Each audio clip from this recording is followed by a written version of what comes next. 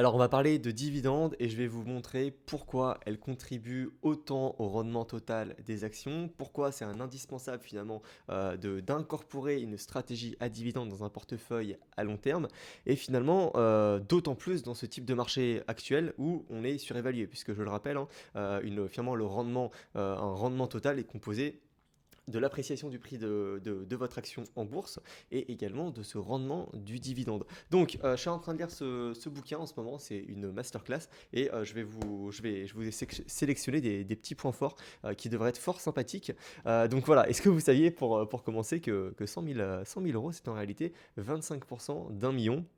C'est effectivement, vous l'avez compris, grâce aux intérêts composés. Par exemple, si vous mettez 10 000 balles par an à 7% d'intérêt, il va vous falloir 30 ans pour atteindre le million. Les 100 premiers 1000, vous allez les faire en 7,84 ans. Donc 25% finalement de 25% de votre objectif sera coché. Et par exemple, les derniers 100 000 euros, donc des 900 000 à 1 million, vous allez avoir besoin de seulement 1,35 ans pour les faire. Autrement dit, ça vous prendra que 4%, finalement de l'objectif total, donc vraiment l'importance des rendements composés. Je suis en train de rentabiliser tous les Patreons sur lesquels je suis abonné. Donc celui-ci par exemple, c'est le, comment dire, j'ai pu lancer Dividendology, un YouTuber américain.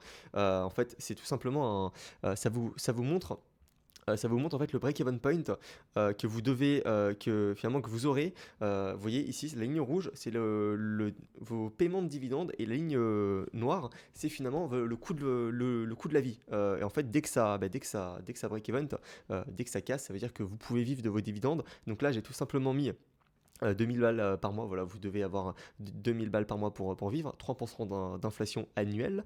J'ai mis donc bien évidemment, j'ai mis voilà, une contribution de 400 balles par mois, une croissance du dividende de 9%, puisque voilà, je me dis qu'à peu près on peut se tabler sur un croissance du bénéfice net entre 10 et 12% par an, donc finalement le dividende un peu moins important, ça peut être pas trop mal, et un yield de 5%. Ce qui vous donne donc, finalement, vous voyez, ce qui vous donne le break-even, vous pourrez vivre de vos dividendes à partir de la 18e année. Vous aurez effectivement 3400 qui vont tomber tous les mois. Bon, c'est avec l'inflation, hein, parce que c'est vrai que pas mal de personnes le font sans inflation, et effectivement, sans inflation, en fait, vous pourrez en vivre dans 15 ans, quoi. Mais le problème, c'est que dans 15-20 ans, si vous avez besoin en ce moment de 2000 balles pour vivre, bah voilà, s'il y a 30% d'inflation, finalement, il va vous valoir 3400 dollars. Alors, je vous montre rapidement la puissance des dividendes, et après, on rentrera un petit peu plus dans les détails, mais comme vous pouvez voir, le dividende d'Aristocrate a complètement explosé le S&P 500 depuis 1989, c'est stratosphérique.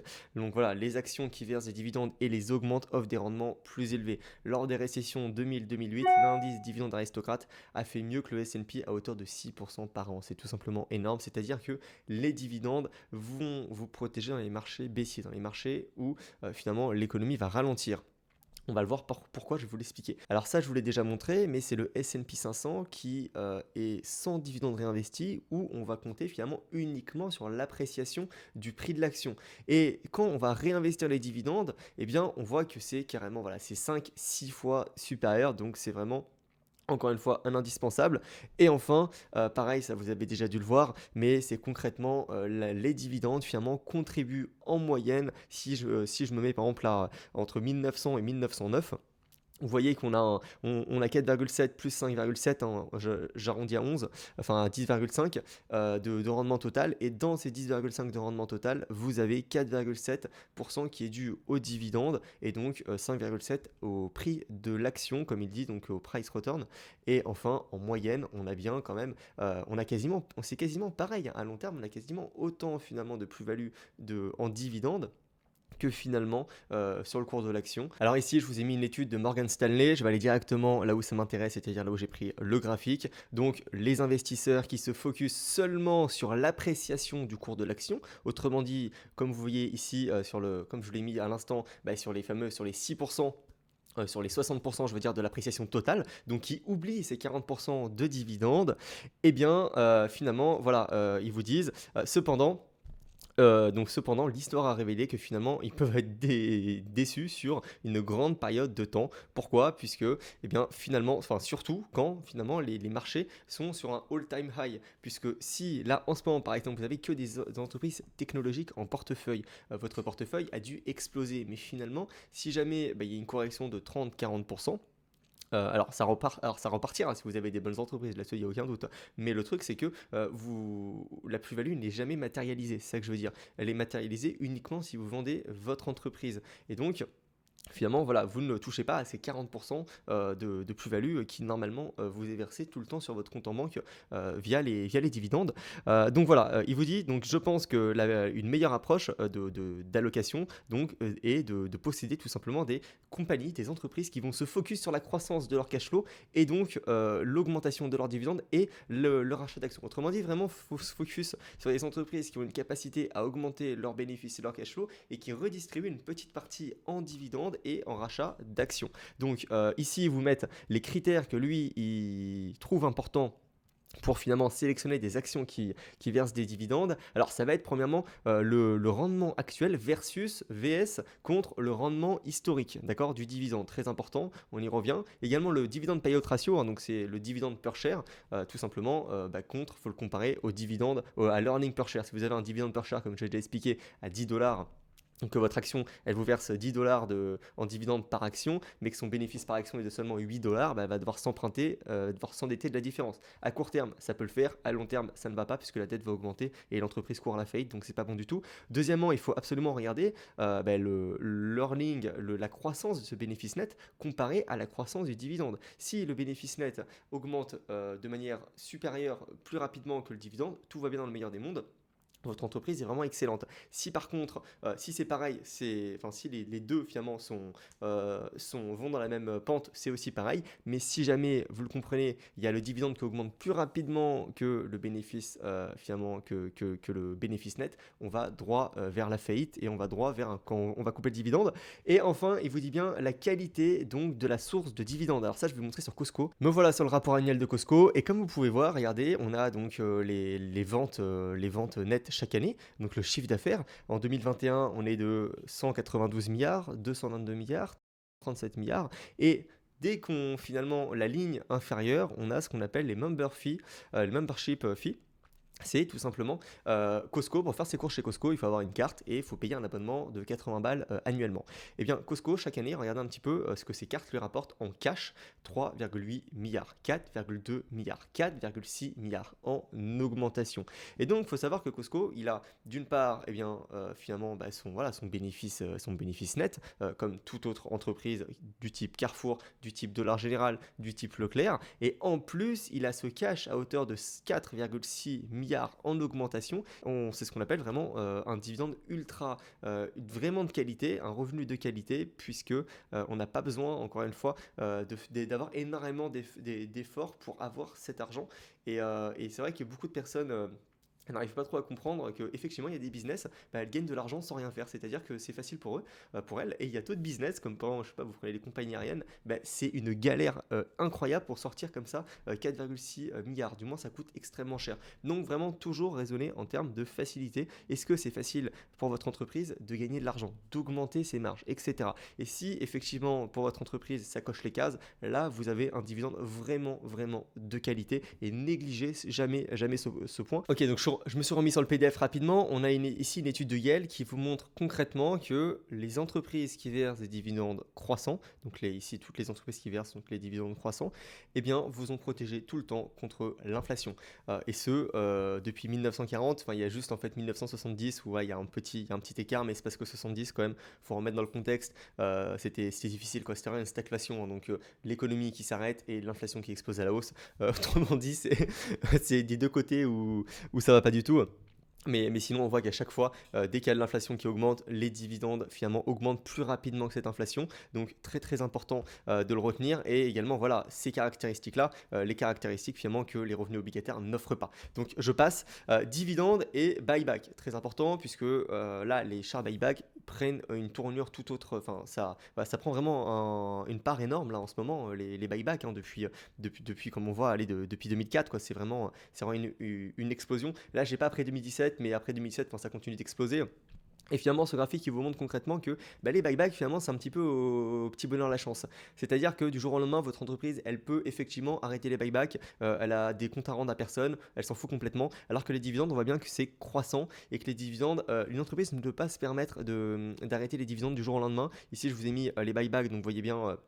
Voilà, c'est vraiment la montagne russe. Alors que les dividendes, c'est vraiment, bon, voilà, en 2008, il y a eu une petite diminution, mais c'est vraiment léger, quoi. Et en fait, c'est tout simplement bah, dû au fait que vous allez aux États-Unis, il y a énormément d'Américains qui comptent clairement sur les entreprises à dividendes pour leur retraite. Il y a énormément d'Américains qui sont sur Realty Income pour leur retraite. On se retrouve avec toute une partie d'entreprises aux États-Unis, côté en bourse, qui ont clairement bâti leur réputation sur leur versement du dividende et qui ont tous les actionnaires qui sont dessus uniquement pour le dividende. Un petit peu comme Air Liquide en France, les gens, ils sont pas là pour la croissance, ils sont là pour le dividende. Voilà. Et donc, ce que je veux dire, c'est qu'une entreprise qui verse des rachats d'actions, voilà, elle fait ça un petit peu tous les jours, etc. Alors qu'une entreprise vraiment qui commence à verser un dividende, il y a vraiment une symbolique derrière et il y a vraiment une volonté de participer finalement, d'être aligné avec les actionnaires, ce qui n'est pas du tout le cas sur les buybacks. Voilà, les rachats d'actions, la plupart du temps, on va se rendre compte que les managers sont rémunérés finalement à la performance de l'entreprise de quarter en quarter, hein, l'earning per share.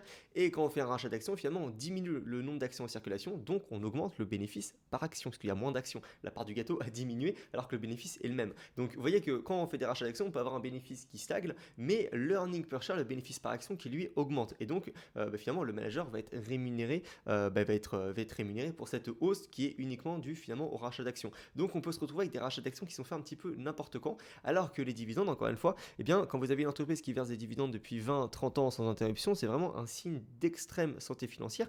Et j'ajouterais même que si jamais vous avez par exemple, si jamais vous avez 1 milliard de free cash flow sur la période, que vous versez un dividende, allez, je sais pas moi, de 700 millions, eh bien il vous reste que 300 millions. Et donc finalement, ça vous pousse à prendre les meilleures décisions et à optimiser cet argent. Alors que si vous faites pas de dividendes, si vous faites des buybacks un petit peu un jour sur deux, eh bien finalement, il n'y a pas vraiment, vous pouvez prendre à peu près tous les projets puisque vous avez plein de cash et vous recherchez la rentabilité maximum. Donc il y a vraiment d'un côté les entreprises qui vont faire des buybacks où elles vont vraiment investir massivement un petit peu de partout, elles vont avoir sur le long terme, si elles se débrouillent bien, plus de croissance, et de l'autre côté vraiment la sécurité, les dividendes qui elles, ok, sont vraiment très stables, très matures. Donc tabler sur un portefeuille qui va se composer majoritairement d'actions avec des buybacks et finalement également une poche dividende, par exemple 20-30% du portefeuille sur des entreprises qui payent des dividendes depuis pas mal de temps.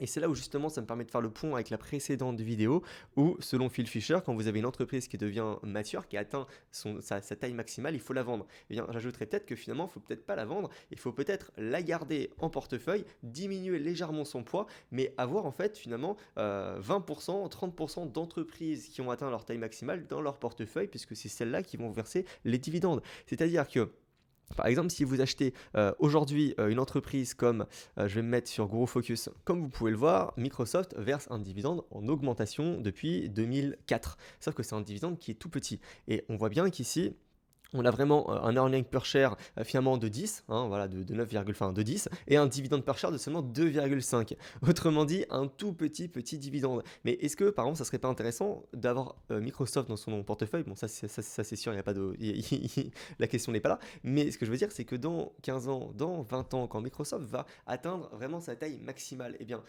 forcément, ce dividende va commencer à augmenter. Et donc, quand ce dividende va augmenter, il faudrait tout simplement garder Microsoft en dividende tout simplement. Voilà, il faut regarder Microsoft en dividende. Donc il y a vraiment la première stratégie qui consiste à dès maintenant se constituer un portefeuille 100% en dividende, enfin un portefeuille dividende pour avoir des revenus aujourd'hui, ou alors la stratégie qui consiste à acheter des entreprises finalement comme Microsoft, comme Costco, comme Chipotle, comme bien d'autres, comme Google, et dès qu'elles ont atteint leur taille maximale, et bien les garder pour du dividende. Et j'ajouterais que c'est une stratégie qui pourrait être quand même pas mal, puisque ça dépend de votre âge, mais je sais pas si vous avez 30 ans, 40 ans, et bien vous achetez une entreprise comme, je sais pas, comme Costco aujourd'hui, peut-être qu'elle va atteindre sa taille maximale dans 10-15 ans, et ça va plus ou moins correspondre à l'âge où vous allez avoir besoin de revenus complémentaires, notamment pour votre retraite, etc. Donc je pense que c'est le meilleur des deux mondes, et je pense que la stratégie d'acheter aujourd'hui des actions qui verse un dividende comme Coca-Cola n'est peut-être pas forcément une bonne idée. Enfin, à part si vous voulez dès maintenant un complément de revenu.